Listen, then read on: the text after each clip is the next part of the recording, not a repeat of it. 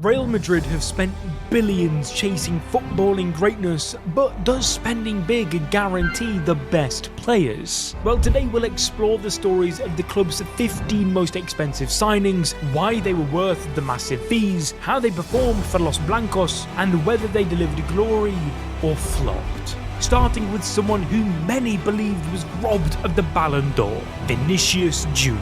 However, his Real Madrid career at one point looked to be over.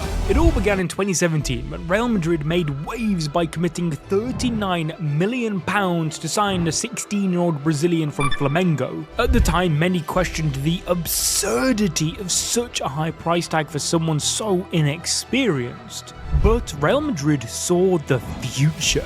Vinicius had raw talent mixed with that unmistakable Brazilian flair. He represented their new transfer strategy of assembling a squad built around the most promising young talent football had to offer. The total opposite of the Galacticos, which we will get onto shortly. However, the road for Vinicius wasn't easy. His immense potential was clear, but his performances often left fans and sometimes even teammates frustrated. One moment in particular encapsulated just how bad things got. During a Champions League game in 2020, Karim Benzema was caught on camera telling a teammate that Vinicius was playing against us, due to the Brazilian constantly giving the ball away and just all round playing more as a 12th man for the opposition. Now, criticism like that could have broken a young player, but not Vinicius. He kept working, kept learning, and then in the 21-22 season, everything changed. Under Carlo Ancelotti, Vini finally put all the pieces of the puzzle together. His finishing improved dramatically, his decision making sharpened, and he became one of the most dangerous forwards in football. That season, he scored 22 goals and provided 20 assists across all competitions, with his defining moment coming in the Champions League final against Liverpool, where his composed finish won Madrid their 14th European title. He had completed his journey from villain to hero. Since then, things have only gotten better for Vini Jr., cementing himself amongst the best in the world and as Madrid's main man, which is topped off with the fact that he is also their new number 7, following in the footsteps of Cristiano Ronaldo. And as I said, in 2024, Vini came tantalizingly close to winning the Ballon d'Or, but missed out to Rodri, vowing to try 10 times harder next time. And so overall, was the £39 million gamble worth it? Absolutely. As Vinicius has made himself into a £100 million minimum asset already at the age of just 24. However, he wasn't the only Brazilian teenager that Real Madrid spent big on, as following a £40 million transfer in 2018, they signed Rodrigo. They saw him, like Vini Jr., as a generational talent, and after finally joining in 2019, Rodrigo wasted no time in making an impression, scoring on his La Liga debut just a minute after coming onto the pitch. Soon after, he became the second youngest player to score a Champions League hat-trick, doing so against Galatasaray, proving that he could perform on the biggest stage. This only continued as over the years, Rodrigo became Madrid's go-to player for clutch moments. In 2022, he scored twice in the dying minutes of a Champions League semi-final against Manchester City, forcing extra time and helping Madrid complete one of their greatest comebacks ever, as well as one of the most iconic moments in the club's history, on top of other crucial game-winning goals as well. As a result, Rodrigo has already cemented himself as a cult hero for Real Madrid. The question is, can he take it that one step further? Well, at just 23 years old, the best years may still be ahead of him, but will they be in Spain? Despite denying any interest in wanting to leave Los Blancos, with the likes of Vini Jr., Kylian Mbappe, and also the latest Brazilian wonderkid to enter the scene, Endrick, all competing for places in the same team, perhaps there's a future for him elsewhere. Let me know what you think in the comments below. The Brazilian ballers don't stop there though, as they also dropped £43.5 million on centre-back Eder Militao. In 2019, he came in from Porto, as Real Madrid saw him as the future of their defence. Initially, Militao played a supporting role behind the likes of Sergio Ramos and Rafael Varane, but his moment came in 2021 when both left the club. Thus, he stepped up, forming a solid partnership with David Alaba, becoming a key player in Madrid's La Liga and Champions League winning 21-22 season. Then in 2023, Militao continued to shine, winning the Copa del Rey, UEFA Super Cup, and even scoring against Liverpool in the Champions League. However, his career took a dark turn with back-to-back ACL injuries in 2023 and 2024, sidelining him him for 2 seasons. Despite these setbacks, Real Madrid showed faith by extending his contract until 2028 with a £1 billion release clause, proving just how much they value him. Nonetheless, his career is now at a crossroads. Either he will put the injuries behind him and become one of Madrid's all-time great centre-backs, or fade into the background as an injury-prone what-if player. He wasn't the only defensive reinforcement brought in by Madrid to improve their backline in the future though, as up next is, I think, one of Real Madrid's most underrated players, Ferland Mendy. In June 2019, Real Madrid signed him from Lyon for roughly £44 million, seeing Mendy is the ideal long-term replacement for Marcelo, combining defensive solidity with attacking potential. What's remarkable is his rise from overcoming a childhood injury that nearly ended his career to being arguably one of the best 1v1 defenders in his position. Thus, Mendy was crucial for Zidane's record-breaking 1920 defense, which conceded the fewest goals in Real Madrid's La Liga history, ultimately winning the title. However, one of Mendy's standout moments came in the 21-22 Champions League semi-final against Manchester City. With just minutes left, he made a dramatic goal line clearance to deny Jack Grealish, setting the stage for their insane comeback. And so, whilst injuries have limited his availability at times, Mendy has established himself as a very reliable left-back who often goes unnoticed despite his qualities. Now, this next move is way too early to tell on whether or not they're a success. However, in 2022, Real Madrid made a statement transfer by securing Endrick, Brazil's hottest young talent from Palmeiras, for a reported £52 million including taxes. At just 16 years old, Endrick was already being hailed as a future superstar, and despite not being able to officially bring him in until he turned 18 in July 2024, Madrid acted quickly to beat out Europe's biggest clubs to the move. Now fast forward a bit to Endrick's Madrid debut in August 2024, where he wasted no time in making history. Subbed on late against Real Valladolid, he scored, becoming the youngest foreigner to ever score for Madrid in La Liga. Then just a month later, he netted in his Champions League debut against Stuttgart, setting another record as Madrid's youngest scorer in the competition. However, after 4 months of the 24-25 season, Endrick has only managed 170 minutes on the pitch for Real Madrid and hasn't started a single game at the time I'm writing this. It's too early to just write him off though. It seems more and more likely that he's going to be loaned out next before making the impact that Los Blancos expect he is capable of in the future. Talking of the future, all of the signings so far have pretty much been for them, but this next transfer was much different, because in 2000 Real Madrid made one of the most shocking and controversial transfers in football history by signing Luis Figo from their bitter rivals Barcelona. Now, I'm not going to lie, some sources say this move was £37 million, some say 54. Let me know in the comments which is closer. What matters though is this wasn't just a signing, it was a statement of intent by Florentino Perez, who had just been elected as Madrid's president. Figo, already one of the best players in the world, was the jewel in Barcelona's crown, and Perez thought to himself, I want myself some of that. And so, the Galacticos era of Real Madrid was born. Figo's incredible vision, pinpoint crossing, and ability to dictate games from the wing made him an instant success at the Santiago Bernabéu, as in his debut season he lived up to the hype, winning the 2000 Ballon d'Or and helping Madrid reclaim the La Liga title. Over his 5 years at the club, Figo won 2 La Liga titles, 2 Supercopa de Españas, and the Champions League. However, as you'd expect, this move wasn't without the controversy. Barcelona fans famously greeted his return to the Camp Nou by throwing a pig's head onto the pitch. However, in the end, Figo left Real Madrid, joining Inter Milan. Nonetheless, his career in Spain already cemented his legacy as one of the greatest wingers of all time, and despite the animosity from Barcelona fans, his impact in Spain is remembered as iconic and legendary. And so you can't ask for much more than that from a bank-breaking signing.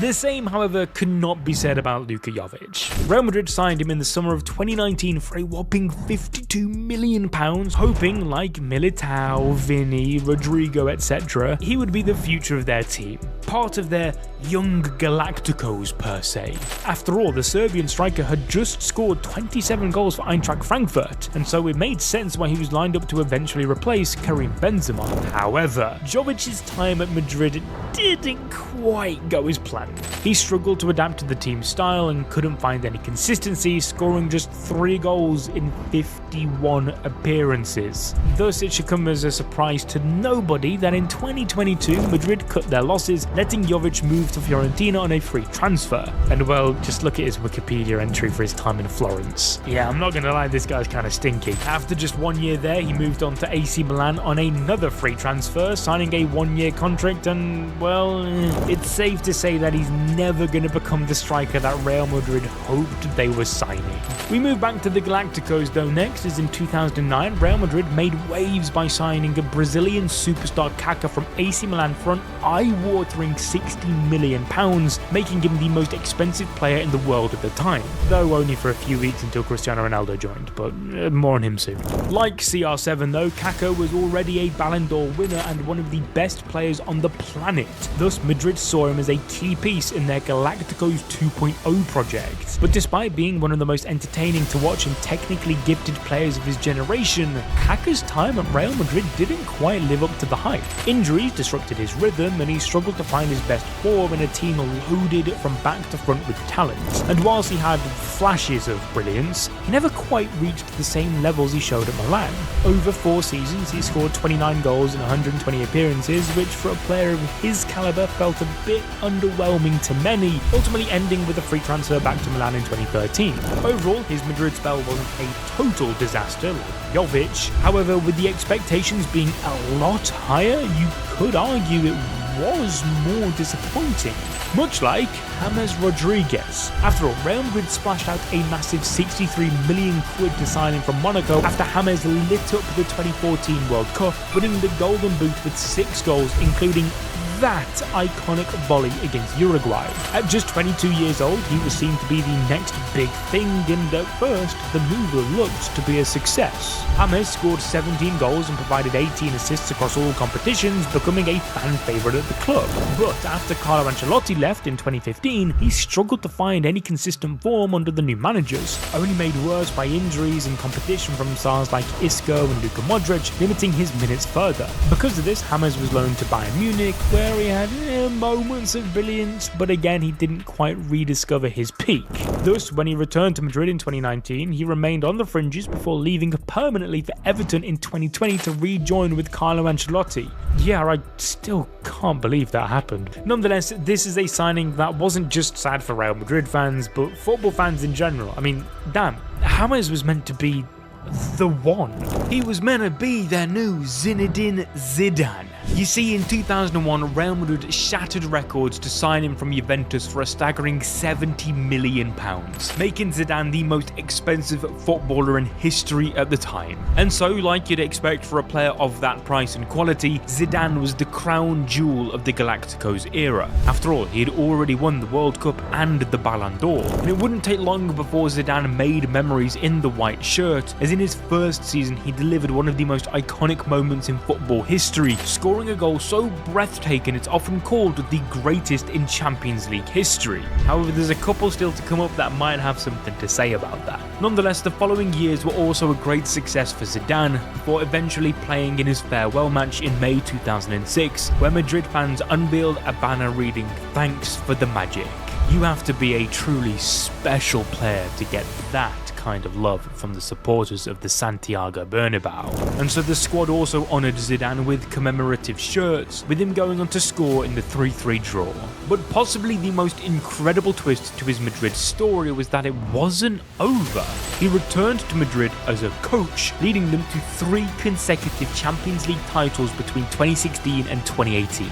Then, after poor performances, Zidane later returned as a manager in 2019, replacing Julian Lopetegui. He swiftly won the Super competition de España and the La Liga title. However, after going trophyless the following season, he once again resigned from his role. Nonetheless, Zidane's history as both a player and manager for Los Blancos makes him one of, if not their greatest signing in history. But perhaps this chap would have something to say about that, as in 2009, Real Madrid once again smashed the world record transfer by signing Cristiano Ronaldo from Manchester United for £80 million. The Ballon d'Or winner's skill, marketability and work ethic made him the perfect player to lead Real Madrid into a new era of footballing dominance. But even then, nobody could have anticipated just how insane this transfer turned out. He became the club's all-time leading scorer, netting 450 goals in just 438 appearances, all whilst delivering time and time again on the biggest stages, winning 4 Champions League titles with Real, including the 3 in a row, scoring one of the most iconic goals in the competition's history versus Juventus. In fact, he became so synonymous with the tournament that he became known as Mr. Champions League. What's more is that Ronaldo also won 2 La Liga titles, 3 UEFA Super Cups, and countless individual awards, including 4 Ballon d'Ors during his legendary spell at Real Madrid, where Ronaldo rightfully put himself up there as one of, if not the greatest players to ever play the game, creating a rivalry with Lionel Messi that defined an era of football. In spite of all this though, by 2018, cracks began to form in his relationship with Real Madrid. Ronaldo felt underappreciated by the club's hierarchy, particularly over financial matters. Thus, considering he also wanted a new challenge and had just won the Champions League again that year, Ronaldo shocked the footballing world by announcing his departure following a move to Juventus for around £100 million. There he continued to dominate, scoring over 100 goals for the club, whilst also winning 2 Serie A titles. However, the Champions League eluded Juventus during his time there, and so by 2021, with the financial issues mounting and the team struggling, Ronaldo decided to leave, rejoining Manchester United. And whilst it all felt like a fairy tale start, it all ended on one huge sour note when Ronaldo did a secret interview with Piers Morgan talking down about parts of the club, ultimately seeking to leave. Bringing us to now, where Ronaldo has become the footballing figurehead of Saudi Arabia's sporting revolution, still playing at the age of 40, where he's since become the highest scoring player in history with over 915 goals. However, it wouldn't be long before Real Madrid once again broke the bank for a Premier League superstar though, as in 2013 they dropped a then world record £85 million to sign Gareth Bale from Tottenham, hoping his pace, power and goal-scoring ability would complement Cristiano Ronaldo and help secure even more trophies. And at first, Bale didn't disappoint, delivering iconic moments that cemented his place in Madrid's history.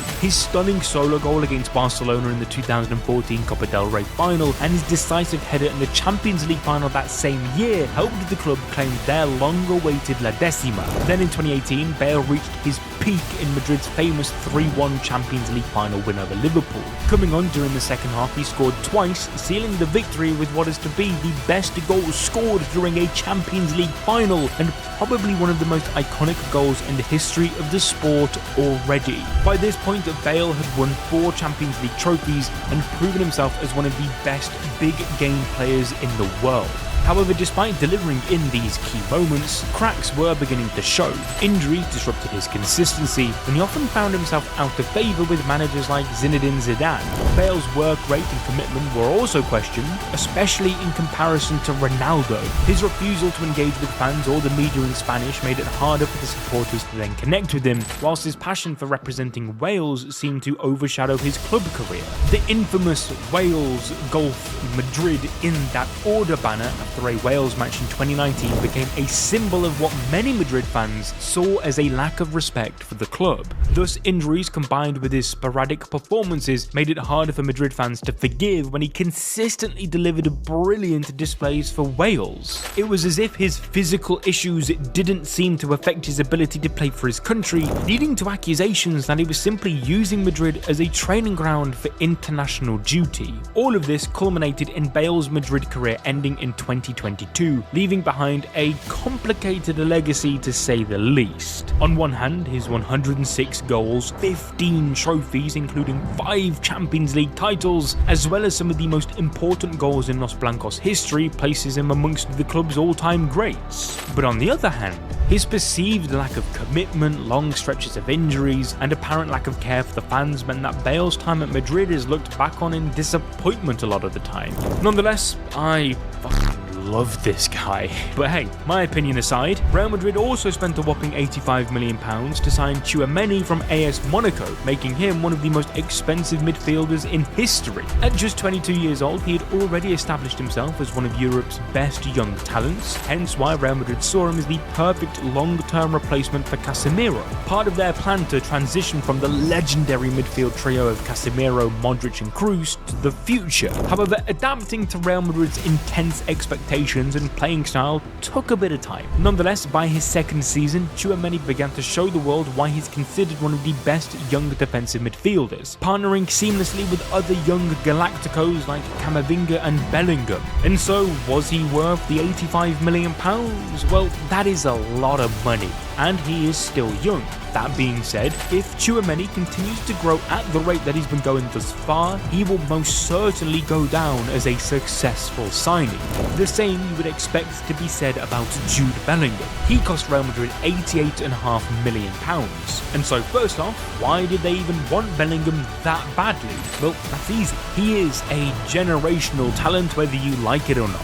At only 20 years old, he wasn't just playing in midfield for Borussia Dortmund, he was running the show, becoming their youngest ever captain. Even before then, his time at Birmingham was a story unlike any other, where they even retired his shirt number after selling him. He's also got that incredibly vital clutch gene. Thus, Madrid saw him as the future of their midfield, representing their modern transfer philosophy. But of course, a talent like Jude wasn't going to be cheap. Why so much? Well, when you're battling the likes of Liverpool, Man City, and pretty much every top club in Europe for a player, the price skyrockets. And it wasn't just the hype. As I mentioned, Jude already had years of experience under his belt at the highest level, even though he was barely out of his teenage years. It felt like a move which was impossible to fail. And so, has he lived up to the price tag? Well, in his first season, Bellingham wasn't just good, he was magic. First off, the numbers. By February, Bellingham had already scored 20 goals in all competitions, 16 in La Liga alone. And this isn't some striker we're talking about, he's a midfielder. To put that into perspective, David Beckham scored 20 goals during his entire 4 years at Real Madrid. But it wasn't just the goals, it was the moments. One standout performance, for example, came in February when Bellingham bagged 2 goals in a massive 4-0 win over Girona, one of Real Madrid's title rivals. It's stuff like that which made the fans fall in love. After all, the Santiago Bernabéu is a very tough crowd. These fans expect greatness. They demand it. They've been spoiled by some of football's biggest legends. But Jude, well, he's filling that superstar void perfectly, being compared to the likes of Zinedine Zidane. But in spite of this, everything changed the next season following the arrival of Kylian Mbappe. When he arrived, everything changed up front. Suddenly, Real Madrid's attack had a new focal point.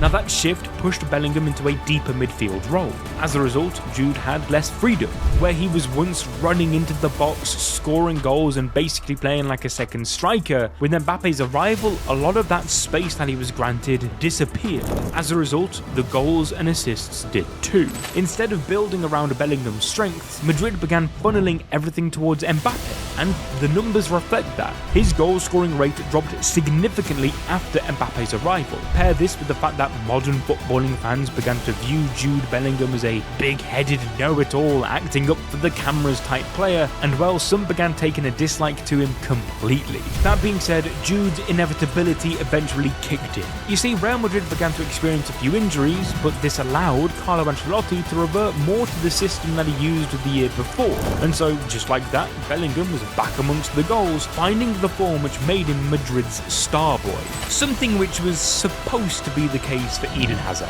He cost Real Madrid an insane £130 million, making him their most expensive signing ever. Thus, he came in with expectations unlike anybody else. Coming into the club with an incredibly high reputation as one of Chelsea's all-time greats, fans hoped that he could become the next superstar of the club. In the Premier League, the ball would stick to Hazard's feet. He could score goals and create them. He was the exact kind of player Madrid were after following Ronaldo's departure. However, things didn't quite go to plan. Right from the get-go, things were bad. Hazard reportedly showed up to Madrid overweight and then got a thigh injury during pre-season, which kept him out at the start of his first season. It was still early days though, so fans still believed that once he was fully fit, Hazard would show why the club broke the bank for him. And well, eventually Hazard did start to look like his old self in November 2019 following a few key performances. But then, disaster struck. In a Champions League game against Paris Saint-Germain later that month, Hazard suffered an injury that would change everything. After another strong performance, he was brought down by Thomas Meunier, resulting in a metal plate being inserted into his ankle to help it heal. In spite of this, Hazard would never be the same again. From then on, he was often injured and rarely played a full match. Furthermore, Madrid also had the younger players like Vinicius Jr. and Rodrigo, who despite their age, were already taking Hazard's spot in the team. And what you've got to remember is that before joining Madrid, Hazard hardly ever missed a game, and so I guess you could say that perhaps this contributed to long-term fatigue. But it's also fair to say that Hazard wasn't the most committed when it came to physical conditioning, as his teammates mentioned that they rarely saw him in the gym and he didn't stay longer at training than was necessary. In that sense, he was the total opposite of Cristiano Ronaldo, who even at the age of 40 is showing the importance of keeping healthy to ensure a long and successful career. As for Hazard, well, he called his disaster at Real Madrid to an end by announcing his retirement at just 32 years old. During the 4 years in Spain, Hazard recorded just 7 goals and added 12 assists in only 76 appearances. What's even more crazy is that even after his retirement, Real Madrid was still paying Chelsea for the transfer.